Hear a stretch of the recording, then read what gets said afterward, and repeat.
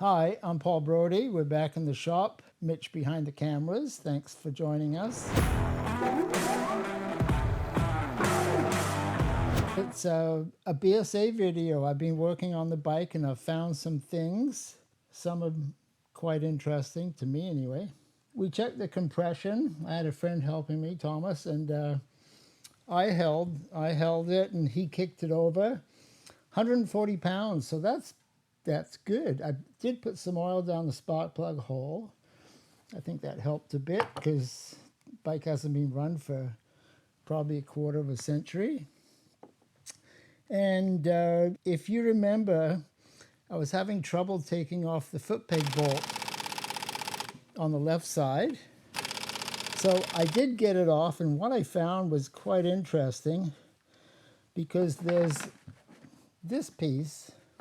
It's got a thread on both ends, and the left-hand threads, that's why when I'm trying to take it off, it tightens up and all of the threads are gone. Then there's a spline. The washer fits on the spline. Why they went to all this, that's a lot of work. Anyway, I'm gonna drill out what's left of the lug on the frame and just put a 3/8 bolt in there. That'll solve that problem. And then on the rear brake shoes, remember how I pressed down on the brake lever and I made an assumption possibly there's no brake shoes in there. Well, there was brake shoes in there, but the rivets were right at the lining, so the shoes were completely worn out. I've ordered new shoes, and we're going to go over to the bike. We're going to look at the exhaust pipe, the header pipe, which I modified. And let's do that. Let's go to the bike. All right, on the last video, I pointed out that I got a nut missing off the head stud, and I did find a nut, but I couldn't put it on because what I realized is the head stud is bent, and the thread is fine. So that's really weird how it's bent like this way, and the thread is fine. So anyway, the engine has to come apart. I ordered points and condenser. I want to fire it up and then take it apart. Okay, so something I did since the last video is I worked on the header pipe.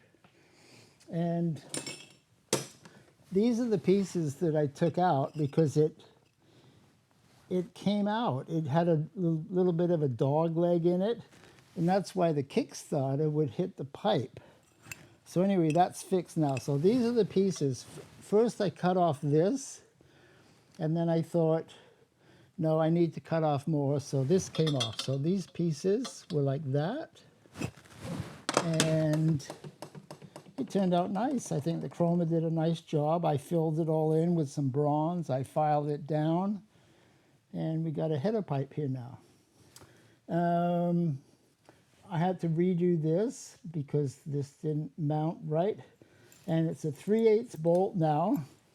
And what was in it was a 5/16 bolt and a rubber bung in between here. So I made an alloy spacer here because now you can clamp it tight. So this did basically nothing. You've got this engine mount. How do you torque it down when you got a piece of rubber in there? It's just not possible. So muffler, it's brand new. It's quite nice. It's a fiberglass pack, so it goes all the way through. And then on the clamp, this was the clamp, and I didn't like it. So I went and bought this one. It's much nicer. It's bit more high-tech. So I'm going to put this on and then you can see what it all looks like.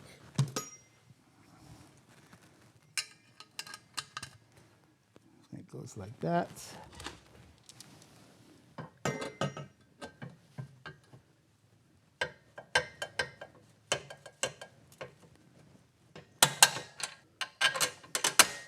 I'm excited to hear what this sounds like because the muffler's going to help it to sound pretty nice, I think. I had to rebend this a little bit to get everything to match up, and it took a little while, but I do like working on exhaust systems. I say that exhaust systems are one of my specialties. It's a Whitworth thread.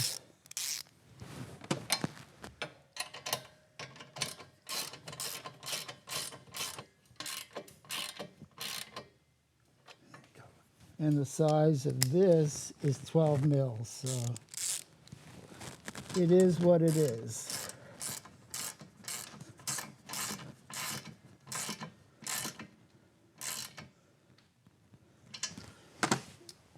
All right, the muffler gets held in 3 spots, and there is quite a bit hanging out the back, but it seems to be pretty sturdy, and that's the stock mounting.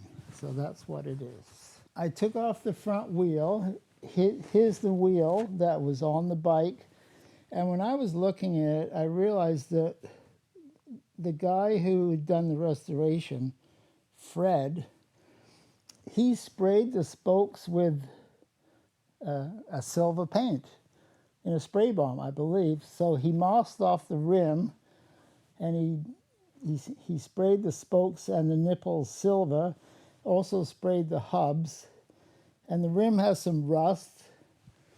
And I took off the axle. This is the axle, and there's a pinch lug which is clamping it in the fork. And look at the thread. Isn't that rather unusual? Anyway, it's all of the threads are gone, so I have to find another bolt. And then this is the axle, and it doesn't have a hex, so you put in a bar, and I'm trying to loosen it, and it seems to be getting tighter. So I thought, okay, on the foot peg bolt, that was left-hand thread, so I go this way. That's how I would tighten it, and it came loose. So the front axle has a left-hand thread. Why they would put a left-hand thread? Because it's not rotating. It's not like it's part of an engine or something like that. Anyway, left-hand thread. It's British. So this is kind of a small brake, and I wanted a bigger brake. So upstairs I had a Honda 450 hub. So I've got that mounted. What I'm going to do, it's a 15 millimeter axle. I'm going to turn this down. This is a little less than 15, so I can still use this left-hand thread. And I'm going to turn it down, and then it's going to go and hold this hub on. I drill holes. Mitch is going to show you a photo. I did it in the mill. I used a rotary table and a hole saw, and that worked out really nice. And on the other side of the brake, I want it to look a lot like the Norton 750 hub, because I think that's a good look for this bike. So this is a 67 bike, and the hub is Honda 450. It's going to be like 67, 68, 69, somewhere in there. So that kind of matches well.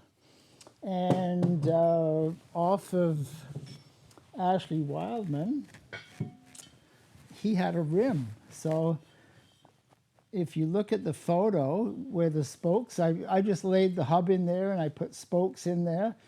It looks like it's going to work out really nicely. So I've ordered the spokes. I ordered spokes for the rear, and I ordered a rim for the rear. It's going to be an Excel rim. It's got the high shoulder and 40 holes. Both wheels are 40 hole. That's English. And that's going to be pretty nice. It's going to be looking posh. So that's what's going on with the front wheel. It's going to work really well, I think. So what we're going to do now is I've got a Speedo cable, and it had the inner broken, and I want to show you something. I'll be right back. Okay, here's my Speedo cable, and this is the inner cable, and you can see how the end has been broken. So I've got an inner cable which is too long. This came from Ashley. Ashley's been very helpful here, thank you. And he's got this tool, and I've never even seen one of these tools. So I will need to show you this. Can you see this? This is old. This is from England back in the day. Can you see here? This is a screw thread, obviously, and that it tightens down, and you put the cable in here and you make it square. And so I'm told, I've never used one, never seen one of these, never used one of these, but you put the cable in there and you turn it down and then you hit it. Look, can you see how this is all mushroomed? It's been hit quite a lot. So we're going to go over to the vise, or on the bench anyway, and put the cable in there and use this tool. Never seen one of these. It's pretty cool. So first thing I got to do is to make the cable shorter. So it looks like there's about a 1/2 inch that sticks out of each end. So I'm going to make a mark with a felt pen. I think what I'll do is unwrap the cable a bit first. So this goes to the back wheel. That's where all most English Speedos are. They don't come off the front wheel. So that works really well with the front hub, because I don't have to worry about a Speedo drive off the front hub. So I'm going to make a mark right there. Then we'll go out to the grinder and cut it off. All right, so we're going to go right about there. You can always make it shorter, but can't make it longer.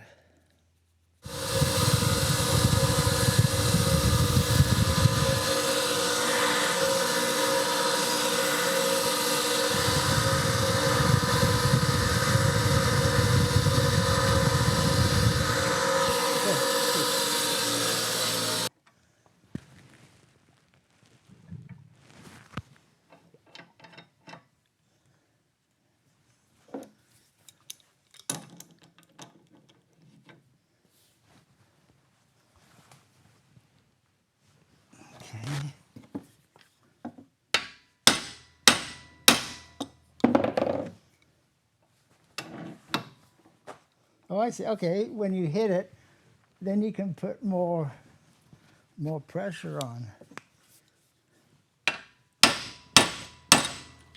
2-pound hammer. Yeah, see how it goes down a little bit?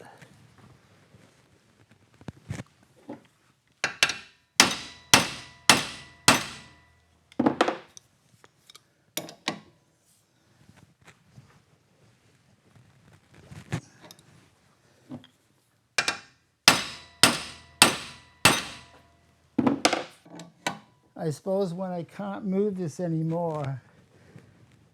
Okay, so that's getting, I think it should be square.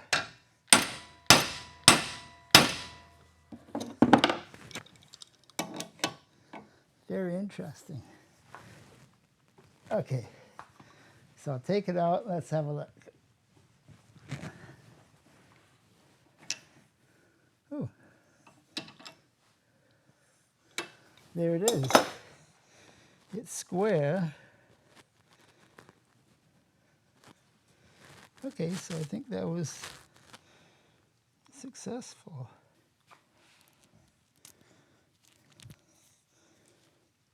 Ooh.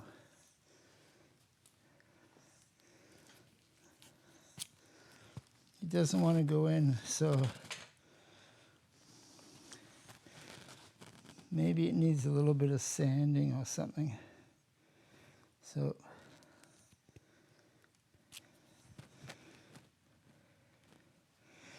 So I'm going to grab my belt sander and I'm going to knock off the edge of the square. Let's see what happens there.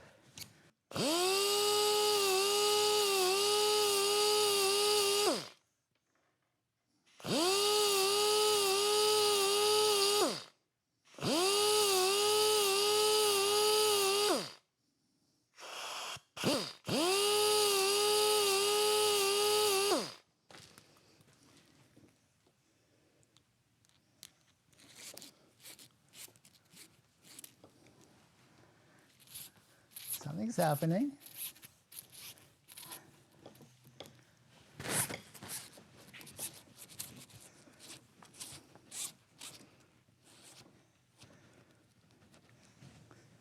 All right, so, and there it is. It's out the other end. So, all right. So one more thing we're going to do today. When I was looking at the bike and watching YouTube videos, I've watched quite a few on the BSA STARFIRE. You see on the back here, it's got a bend in it. Mitch is going to show you the photo of a bike I found on YouTube, and it doesn't have that bend there. Someone has done something. This has been hit, or I don't know, maybe they put a rope and towed something and pulled it back. I'm going to see if I can make that straight. So I'm going to take this off, and that's the last thing we'll do. If I can make this straight, I might have to get it re-chromed, I don't know, but I'm going to try. I'm going to use the arbor press. So, next.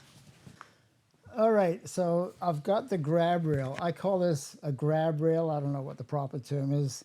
And it got bent so much that it's got a kink. See that? Not very nice. So I'm not sure if I can actually salvage this. It's got a nice kink there, but let's try. So with the arbor press, see this? I measured this and it's 5/8, and this is what I use to bend seat stays with.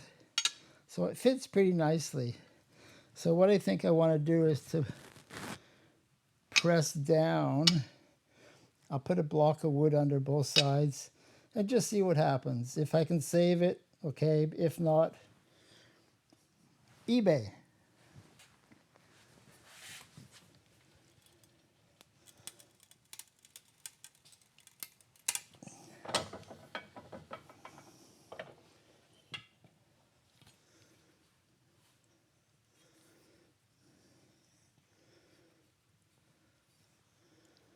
So what's happening also, when it got bent, it also flexed out, so it's wider now. So maybe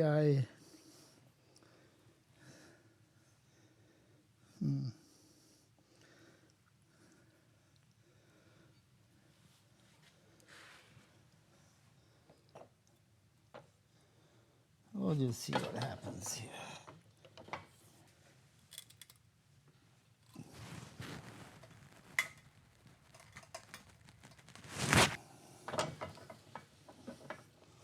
And the chrome is, yeah, the chrome's flaking now, so.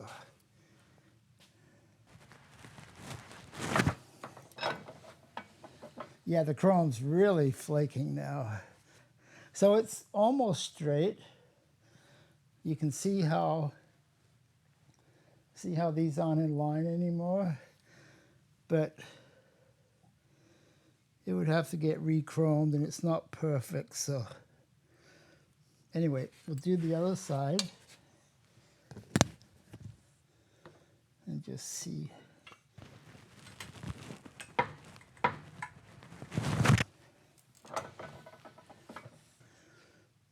I'll do this one a little bit more. It's almost straight, but still needs a little bit.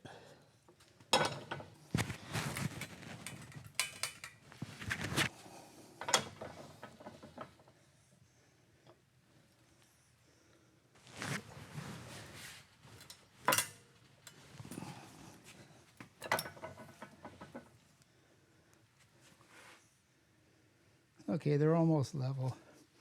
I think I'm going to look for another one on eBay, but anyway, you get the idea. So it's a work in progress. Well, that's a wrap for this episode. Thank you for watching. You get a little bit of insight as to what it takes to get a BSA back on the road in nice shape. Mitch and I like coffee. Please subscribe if you haven't. We want to reach 100,000 subscriptions. And see you next time. Take care.